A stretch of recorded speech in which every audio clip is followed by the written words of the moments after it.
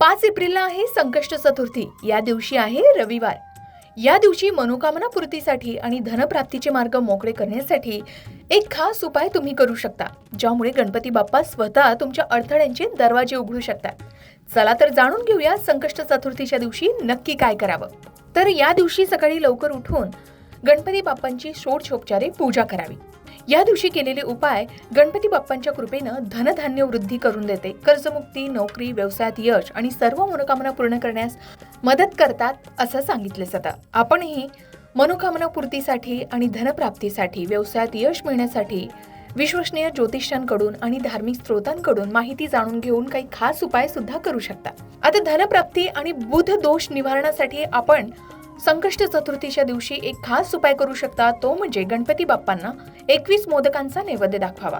नैवेद्य अर्पण करताना ओम ब्राम ब्रीम ब्रौम सह बुधाय नमः या मंत्राचा जप करावा। या उपायाने धनलाभ होतो आणि आर्थिक परिस्थिती मजबूत होते असं सांगितलं जातं। एवढंच नाही तर आर्थिक अडचणींसाठी एक प्रभावी मंत्र सुद्धा आहे, जो आपण या दिवशी म्हणू शकता। तो म्हणजे ओम गण गणपते नमः किंवा ओम हेरंबाय नमः। या मंत्राचा 108 वेळा जप करा आणि हा जप मनापासून करा। जपानंतर गणपती बाप्पांना मनोकामना सांगा। यामुळे संकट दूर होऊन पैसा, नोकरी आणि समृद्धी मिळण्यास मदत मिळते असं सांगितलं जातं। याही व्यतिरिक्त आणखी एक गोष्ट तुम्ही करू शकता। घरात श्रीयंत्र असेल तर त्यावर 2 सुपाऱ्या ठेवा।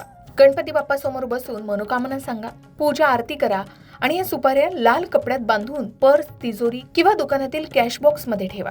यामुळे पैशाची कमतरता दूर होते आणि भरभराट होण्यास मदत मिळते असं सांगितलं जातं। आपण हे उपाय संकष्ट चतुर्थीच्या दिवशी आवर्जून करावेत। याचबरोबर चैत्र संकष्टीला आणखी एक खास गोष्ट तुम्ही करू शकता, तो म्हणजे संध्याकाळी बाप्पांची पूजा करावी। आपण पिवळे वस्त्र परिधान करावेत, गणपती बाप्पा समोर 4 वातींचा तुपाचा दिवा लावावा आणि बाप्पांना लाडू अर्पण करावे। लाडू अर्पण करताना गम या बीज मंत्राचा जप करावा किंवा उच्चार करावा। लाडू अर्पण करताना मनोकामना सांगाव्यात, जसे की आर्थिक लाभाच्या आहेत, इच्छापूर्तीच्या आहेत, अशा आपल्या मनोकामना सांगून बाप्पांना लाडू अर्पण करून त्यानंतर स्वतः खावा आणि उरलेले इतरांना प्रसाद म्हणून वाटावेत। यामुळे अडथळे दूर होऊन मनोकामना लवकर पूर्ण होतात असं सांगितलं जातं।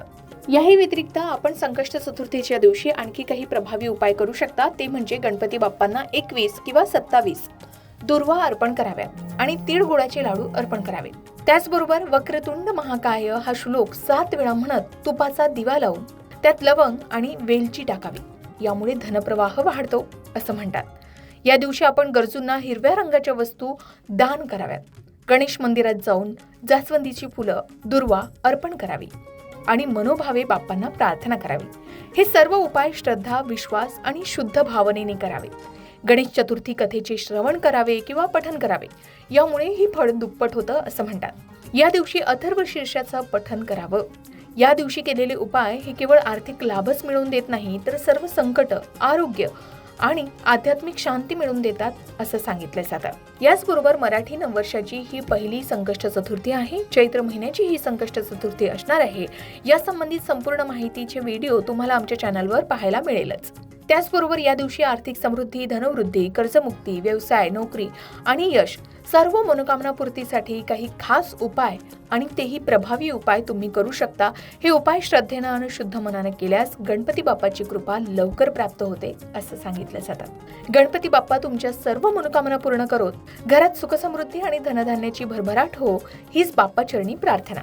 मग संकष्ट चतुर्थीच्या दिवशी तुम्ही कोणते खास उपाय केलेत का? त्याचे तुम्हाला काय फळ मिळाले? कमेंट करून नक्की सांगा। अशाच प्रकारे सण, उत्सव, व्रतवैकल्य, उपासना, पूजाविधी या संबंधित आणखी काही माहिती हवी असेल किंवा वास्तुशास्त्र, अंकशास्त्र, ज्योतिषशास्त्र या विषयावर तुमच्या मनात काही शंका असतील तर त्या कमेंट बॉक्समध्ये नक्की विचारा।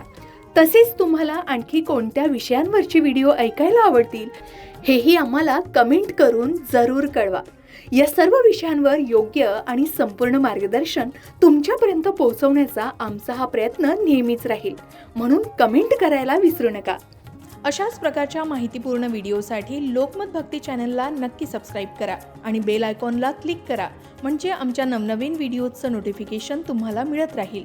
तसेच योग्य आध्यात्मिक मार्गदर्शनासाठी लोकमत भक्तीच्या फेसबुक पेज आणि इन्स्टा पेजला लाईक आणि फॉलो करायला विसरू नका।